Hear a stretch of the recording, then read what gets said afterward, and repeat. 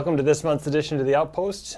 We're doing things a little bit differently this month, and my usual co-host is our guest this month, and he's joined by his lovely wife Julie.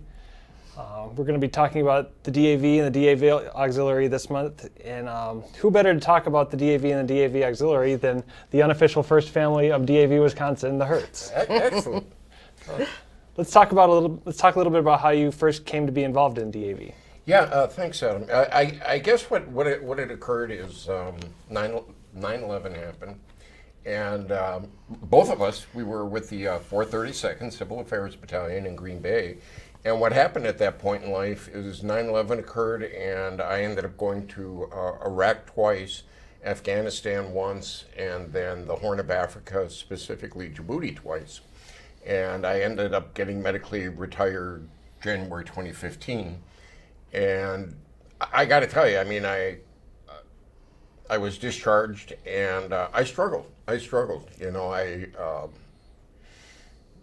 don't know if it's quite loss of purpose, loss of identity, whatever you want to call it. I just had a hard time, and I think even Julie would tell you I'd be watching war movies, and I wasn't at a good place. And an older mentor friend of mine, a wonderful man, Eugene Doc Sunleitner, said to me, "Hey, Mike, let's go to a DAV meeting." And I went to that meeting, and literally the camaraderie, the sense of purpose, mission, everything started just coming into play. And, the people within DAV, they're like second family. They truly are. And that kind of got me going. And again, it's what we do. DAV itself has been around over 100 years. We have a little over 1 million members, close to 1,200 chapters throughout the U.S. We have 41 chapters here in Wisconsin, from Milwaukee, Kenosha, down to Oconto Falls. I mean, up to La Crosse, and just all over the place. And our mission, our purpose is to ensure that veterans live lives of dignity and respect. And that's what we do. And in some ways, it's the same thing that we did in the military. In the military, we talk about we got your six, that we got your back, that you're watching out for that person to your right and your left. And that is really what we do as veterans. And what I always like to say, God bless them, I don't know who they are, but 30, 40, 50, 60 years ago, somebody was watching out for me in the DAV, and these people were going down to Washington, D.C., they were going down to Madison, and, they set things up for me so that, I would have, I guess you could say, a better life.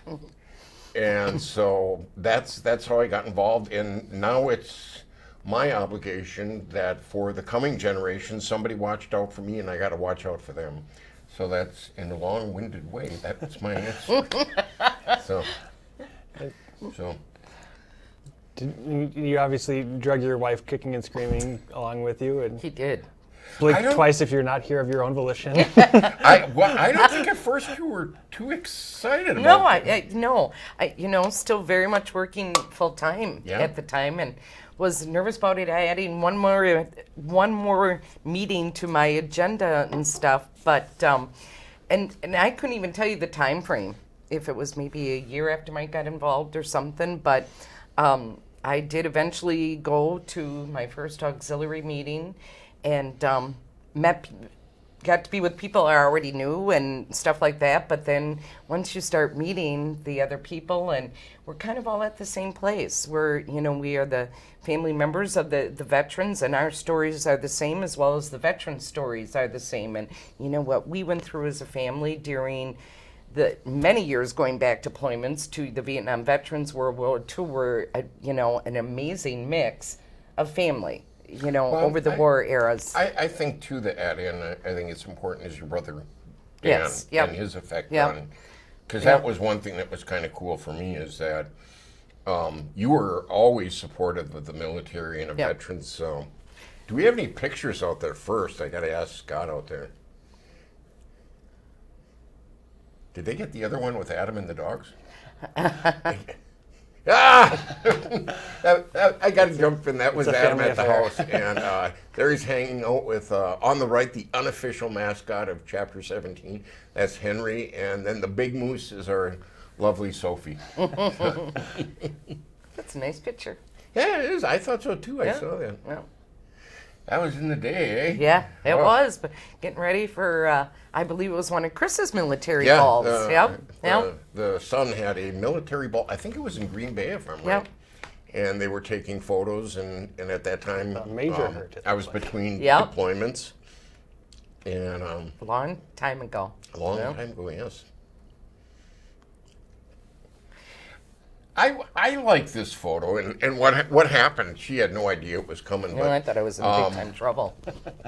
I ended up, when everything was wrapped up, I had 31 years of military time, and we had to go to Fort Knox for literally a week and a half of out processing from the military, and I want to say that Julie, while I was in, it was extremely supportive, and there's so many different stories to share, and there's no way I could have done what I did, without her love and support. But we went into a conference room, and she had no idea what was going on. But she was actually getting recognized as a spouse, and so they had a group of people from Fort Knox there, and Yeah. I remember they came out and asked to speak to me in this other room, and I couldn't figure out quite what was going on. I thought, oh my God, am I in trouble or something? And going back to this, I recommend any family members that have the opportunity to go through this process when the veteran is retiring, the military, it was a very helpful process to both of us. But I did go in there, and there was a room full of people sitting there, and so I was a little bit nervous and really had no idea what was coming. And it really ended up being a moving moment for Yeah. me, and to receive that recognition and to have a room full of other officers there presenting. It was one of the highlights of that whole week. That's for sure. It was pretty cool. I thought so. So, but kind of going back to Danny, though, I mean his impact with you, because that helped me. Yeah. I was a fairly young girl when my brother served in Vietnam, so really didn't understand the whole impact, or the impact that war had on the veterans at all at that time. But growing up, the sister of a Vietnam veteran, and really watching the effects of that war on him, and later in life, meeting Mike and marrying him, and it kind of was neat to see that Danny's mission was to make sure when Mike was then coming home from his deployments that he received the recognition that the Vietnam veterans didn't. Michael's second deployment, he was augmented with a unit out of Kalamazoo, Michigan. So he didn't get that welcome home like he did when he deployed with his unit, when he deployed with the unit for 32nd. Sure. So he came home alone. Well, we wanted to make sure, and Danny wanted to make sure, that he had that welcome home. So we had a packed Austin Straubel Airport for that first deployment, and the media was up there, and the Oshkosh community and family, and I remember Danny getting interviewed up there, and what that was like for him to see you get recognized. And that really became an early thing for Mike and I in our marriage, and then making sure Danny never felt that again, and that type of, so. Yeah, you were just always so supportive and so good with that. So. Yeah, we've talked before about how the Vietnam veterans are in large part to thank about how. Yep. Oh yeah, I mean, I think of like in 2008 when I came back from Iraq the second time, and that was with the 432nd. And I kid you not, I got to share this, is that, we came off the plane and we were in Austin Straubel, and when we got off the plane, the Patriot Guard lined our way from the plane to the hangar, and you had all these veterans, flag in hand, at parade rest, and just awesome, and we came through. And then at that time, Mayor Jim Schmidt was present. I think there was a band there. There was family there, media there, food, crunchy munchies, drink. I mean, it was just unbelievable. And, some words were said, and it was just, they've done a fantastic amazing. job to make sure that and no then- other veteran has been. Very But much then, so. then you hear about Danny coming home, I think it was from Oakland. Yep. And it wasn't good. No. And so, I always, whenever I see the Vietnam veterans, I always like to say a big thank you for what they did, because they made sure that what happened to them would never happen to anybody else again. So that, that has always been a big place in my heart for the Vietnam veterans. They had our back. Yep. So, but yeah, we started getting involved and just kind of Took off from there. yeah, it kind of took off from there, and Julie's, she's kind of dual-hatted right now, where she's the commander of the DAV Unit 17 here in Winnebago County, but then she's also the state commander. So I always like to say I'm Mr. Julie Hert right now. So He always says he carries my bags too, but he really doesn't. I just kind of had to throw that in there a bit, but yeah. yeah, So as much as, we support each other during these times, Michael being a past state officer and, I'm wrapping up here in 6 months and definitely supporting each other through as, we've grown within the organization and stuff like that. But, Michael and I have been married coming on 29 years, and we started our friendship as in the community, being active and involved and co-chairs for other events. Back then it was, drug and alcohol education, health and wellness fairs. And, we look back on that now and we look at where we're at today. So it was just that natural fit to progress into this and continue being co-chairs together and stuff. and I think what was really kind of neat for us too is I was the department commander for DAV Wisconsin for 2 years, and we traveled, and it was really neat where we went to Union Grove, Naturally King, we went to Chippewa Falls, and really got to see the facilities, meet with the staff, most importantly meet with the residents. Or like an example, I ended up with a broader vision, we both did, but if you live along the border of, let's say, Minnesota or Michigan, is it closer to go to Zablocki or is it closer to go to Minneapolis? Mm-hmm. And so, like, we went to Oscar Johnson in Michigan, and we toured there. And what I always remember walking away with is how proud the DAV volunteers Are each location. of their location. Yeah. And then what I never forgot either is that we went there, and then I remember the volunteer coordinator gave us a list of needs of women veterans. And at that time, Sandy Ferris was chair of the Women's Veteran Committee for the Department of Wisconsin. And she went out, and I think she got like $1,000 worth of things that female veterans needed in Michigan. And 2 months later, she was driving back down there. And that was exciting, one, to be able to kind of help facilitate that, but also kind of see some big things. So I like that. That was fun. Mm-hmm. And actually in Michigan, remember in Michigan? We got to see your room. We Minnesota. got to visit Adam Alexander's room when he was did? there. In Minnesota. Minnesota. Minnesota. Yeah, Minnesota. Yeah, Excuse not me. Michigan, Minnesota. But Minnesota, we got to visit your room, and I You were like famous there. Yeah. They were. They We could have probably gave had- they probably had to autographs fumigate because it. we knew you. Yeah, they were just very excited they to. brought us to your room. your and room. everything, Yeah, I and- spent a good stretch of time there. Yeah. It's a great facility. Have you ever gone back to visit and just say hi? Or? I had to go back to get cleared to drive after I was released, but not just to drop in and say hello. I don't know if anybody's still there. Or That would even. Yeah. Oh, God. They yeah. remembered you that People day. move on, Yeah, yeah. it was pretty neat. We liked it. What I always remember there that was cool is, and I never thought of this with the VA, but they actually had a research and development department. absolutely, yeah. And they had Yeah, it was really neat. doctors and nurses, they had clinicians, but then they had engineers. And they worked together trying to figure out how we can make life better for veterans.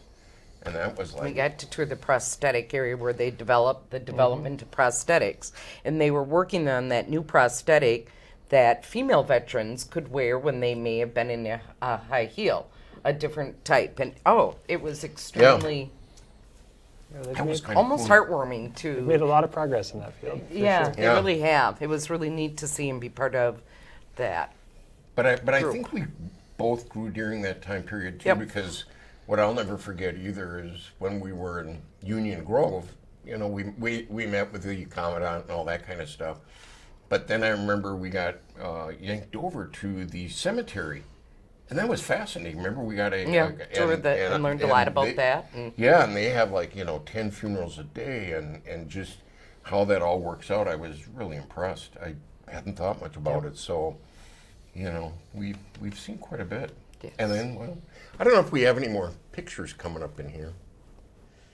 The first family of DAV. Yeah, but I think that kind of shows how much the organization has meant to us. I mean, when you go out and get the professional photo done. Yeah.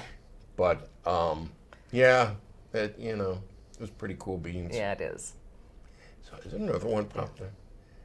This was cool. Do you remember? Yeah, so this was an event that we did up in Appleton, and the primary program, suicide awareness, wasn't it? The veteran suicide, and they had speakers all day and vendors, and Mike and I had the honor to be co-speakers here that day, and about our journey together and Mike's deployments and what we're doing now together, and we had a nice audience, and it was a very enjoyable day, but that was a neat honor for us to be able to speak together as a couple at this event. Yeah, it was pretty cool stuff. When you can do things like that. It's been nice to add. We have done a lot of speaking engagements because the families are so affected by deployments, and Michael to be able to share the story of those deployments and what he experienced, and then for the family to be able to share what was life for them during that time frame. And I think to touch upon it too, I think it kind of makes sense. But she did a phenomenal job on the home front, and did a great job there. But the families undergo a unique, different set of stressors that people don't think about. And especially I think it's hard for reserve families in that. When you're an Army post and everybody leaves, the Army spouses have each other in that same neighborhood to get together and help each other. But on a reserve standpoint, everybody will get together when they're mobilized, and then when they come home. Yeah, but once they leave, it's a lot harder. And I think I always think of 2008, where the information flow was almost too fast. Yeah.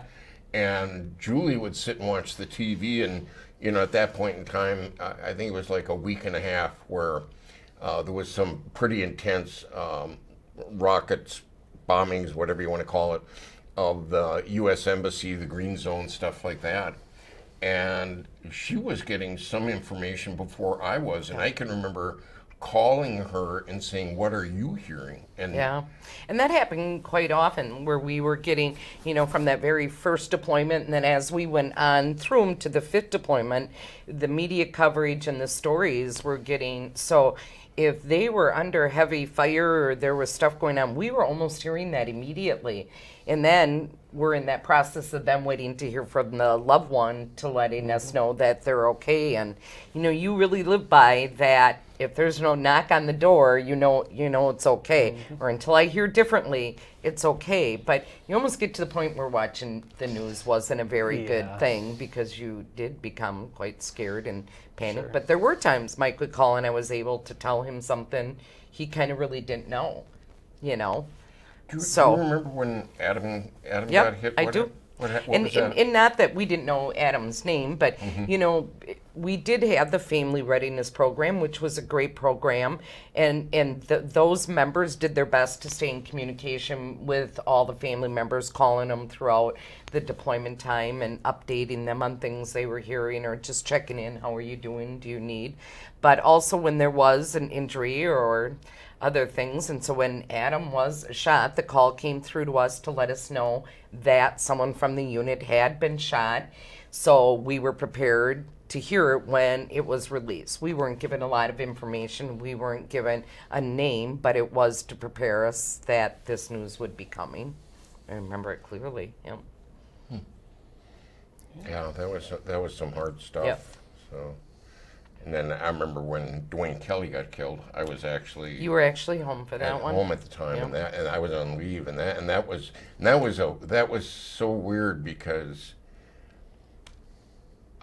when you're deployed, when you watch the news, it's like you have a whole different lens, and that you can see things other people can't. And I can remember I had been on leave, and it literally was my first day home. I'm having my cup of coffee, and they talked about 3 people getting killed in action in Solder City. And first thing I did was I was like, oh my God, is it Dwayne? And then calling up the unit, and then them saying, we can't tell you anything right now. And then an hour later, they called me back and said it was him. And that sometimes the media stuff's way too quick. So any next pictures coming up? Remember that one? Oh yeah, That was fun. the fair across the lake. Yeah. Yeah, that was. But it's been interesting for the 3 of us because we've spoke on a couple of occasions because. I kind of stories do have the kind of broad intertwined. brush, Yeah. and then you do the Afghanistan, and then she talks about the families. But that was at the Calumet County Fair, Very and nice they fair, had too. a Veterans Appreciation Day. Yeah. And Adam and Jewel and myself got asked to speak, and I think that was to the right and left. That was like the fairest of the fair, the fair. And it was a very receptive crowd. And then what I never forgot is they did a pass the hat, and then and the money that they gave us, we turned it over to the DAV chapter. Yeah. I do own another shirt, by the way. You do? Oh my goodness. Oh, I just noticed that. Yeah. Yeah, I didn't even see. Okay, yes, and go back to the photo again just to show the shirt. See? There we go. All right. I do owe like 2 or 3 more. Yeah. If Kate watches this, she'll be getting on you. Get a new shirt. This is really some of the fun stuff we do. Yeah. The grassroots DAV stuff. Yeah. Yeah, for the viewer, those are one of the things that, other people call them flowers or clovers. We call them forget-me-nots in DAV world. And, we'll sit outside Fleet Farm, or I think that's Festival Foods, and people will come by and give donations. And it's really fun for us as a couple because, one, we just chat between ourselves. Yeah. And, you get... I've lived in this town since 1979, and you get to a point where you know a lot of the people, and it's like old home week. Yeah. And then the funds that go strictly toward veterans. So there we are. So you're looking at it going, "There's my blonde hair." Yeah. I haven't seen that shirt for a while.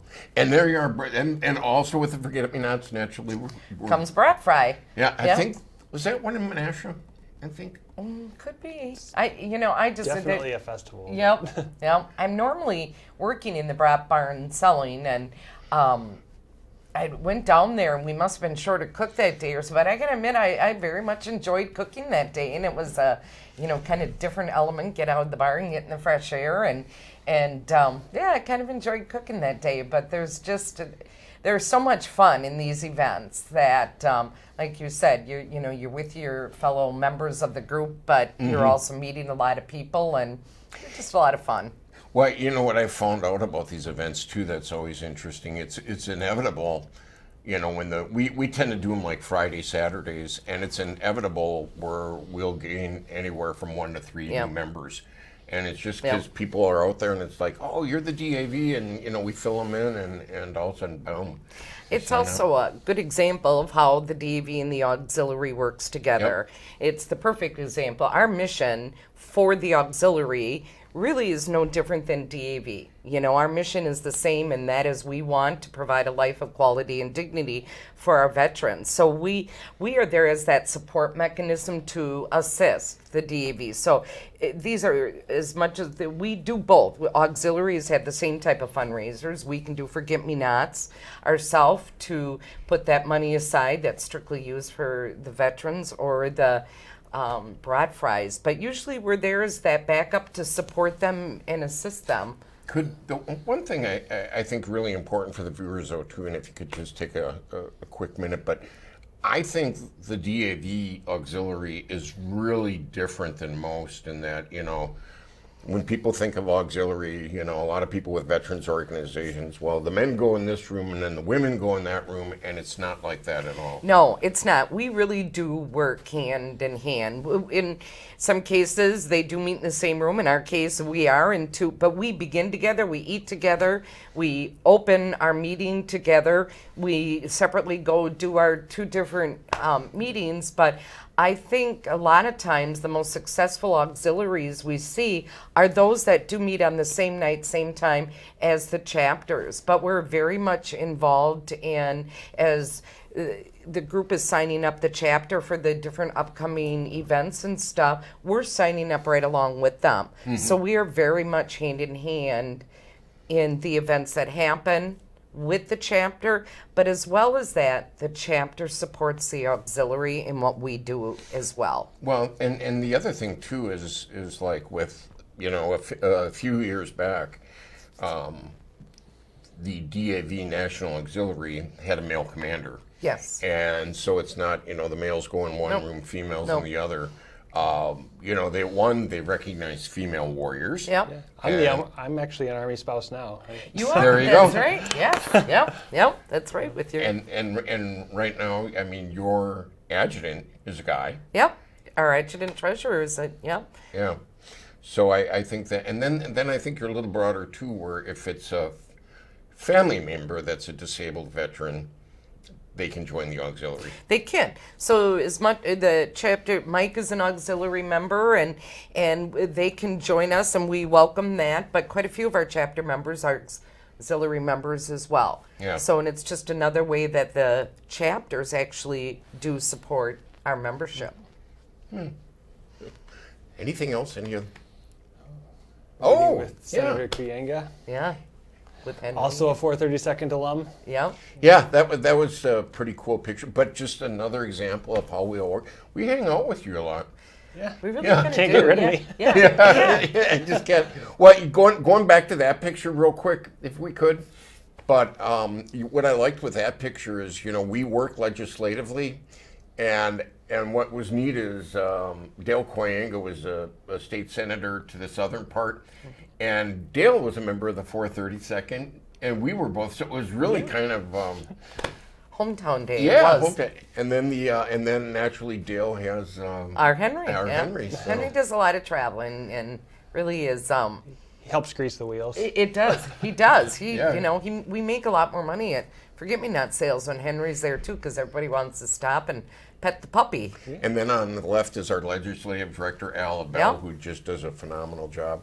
I know we're getting down there in time. What's the next one, real quick? How was POW MIA Day, yeah. Yeah. Speaker Rodney Helgeson and some of our members of our chapter and Yeah, George Gillis on the right, John. Hey, we meet celebrities. we meet celebrities, and this was a huge day for us to hang out with this dude. It really was. The A&W Root Beer Bear, and that's another organization that helps and supports us tremendously is the A&W. Oh yeah, A&W's been good, and we've had a lot of fun there. Yep. So Yep. next one, real quick, as we start. This was neat. It was. That was when we toured in the Chippewa Falls area, the homeless shelter there, and that was veterans. the veterans, our support, standing in front of that sign there showing our support and recognition of that homeless shelter there. And Another one real quick. I know we're gonna.